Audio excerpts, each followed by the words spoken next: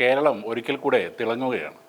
Civil service പരീക്ഷയിലെ ഫലങ്ങൾ വന്നതോടെ പുതിയ കേരള സ്റ്റോറികളും പുറത്തു വരികയാണ്.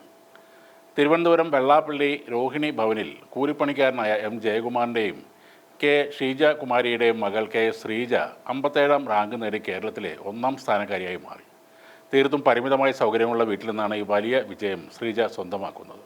ജന്മനായുള്ള കാഴ്ച പരിമിതിയെ തൻ്റെ ഇച്ഛാശക്തി കൊണ്ട് മറികടന്നാണ് കോഴിക്കോട് സ്വദേശിയായ അജയ് ആർ രാജ് 109ാം റാങ്കുകാരനായത്. ജന്മന വലത് കൈപ്പത്തി ഇല്ലാത്ത കാസർഗോഡ് നീലേശ്വരം സ്വദേശിനി കാജൽ രാജു 3ാം പരിശ്രമത്തിലൂടെ 167ാം റാങ്കാണ് നേടിയത്. 483ാം റാങ്കുകാരിയായ കോഴിക്കോട് സ്വദേശി doctor K Athira Sugathan road അപകടത്തിൽപ്പെട്ട് അരക്ക് താഴെ തളർന്ന അവസ്ഥയിൽ നിന്നാണ് സിവിൽ സർവീസിലേക്ക് എത്തുന്നത്.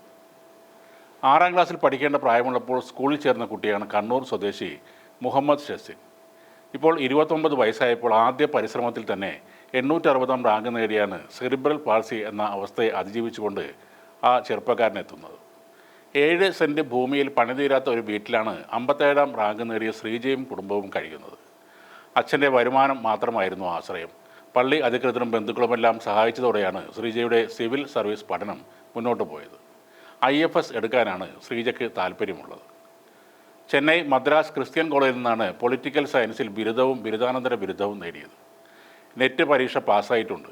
വീട്ടിലുണ്ടായിരുന്ന സ്വർണം ഉപയോഗിച്ചെടുത്ത വായ്പ പുതുക്കിയും കുടുംബശ്രീയിൽ നിന്നും വായ്പ എടുത്തുമാണ് വിദ്യാഭ്യാസത്തിനുള്ള ചെലവുകൾ കണ്ടെത്തിയത്.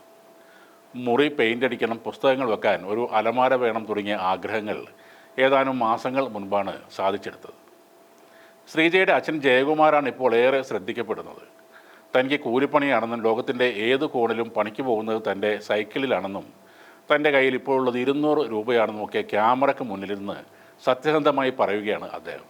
എന്നാൽ അദ്ദേഹം പറയുന്ന മറ്റൊരു കാര്യമാണ് ശരിക്കും നമ്മുടെ ഉള്ളിൽ തറഞ്ഞു കയറുന്നത്. കൂലിപ്പണിക്കാരനായ തന്നോടൊപ്പം ആ വീട്ടിൽ കഴിയുന്ന ശ്രീജയുടെ അമ്മ ഷീജ ഹിസ്റ്ററിയിൽ മാസ്റ്റർ ഡിഗ്രി നേടിയ ഒരാളാണ്. ലാസ്റ്റ് ഗ്രേഡ് റാങ്ക് ലിസ്റ്റിൽ 10ാം റാങ്കുകാരിയായി വന്നിട്ടും ഒരു ജോലി കിട്ടാതെ വീട്ടിലെ അടുക്കളയിലേക്ക് ഒതുങ്ങിപ്പോയ സ്ത്രീയാണ് ശ്രീജയുടെ അമ്മ. അവരാണ് സിവിൽ സർവീസിനെ കുറിച്ച് ആദ്യമായി ശ്രീജയോട് സംസാരിക്കുന്നത്. അമ്മയാണ് കൂടെ ഇരുത്തി പഠിപ്പിച്ചത്. സർക്കാർ സർവീസിൽ ഒരു ലാസ്റ്റ് ഗ്രേഡ് ജോലിക്ക് പോലും അവസരം കിട്ടാതെ പോയ ഒരു ബിരുദാനന്തര ബിരുദധാരിയുടെ അടങ്ങാത്ത ആഗ്രഹമാണ് മകൾ ശ്രീജയിലൂടെ ഇപ്പോൾ സഫലമാകുന്നത്. വെള്ളാപ്പള്ളി രോഹിണി ഭവനിൽ ഇനി ഷീജ MA ഹിസ്റ്ററി എന്ന ബോർഡല്ല ഉണ്ടാകുന്നത്.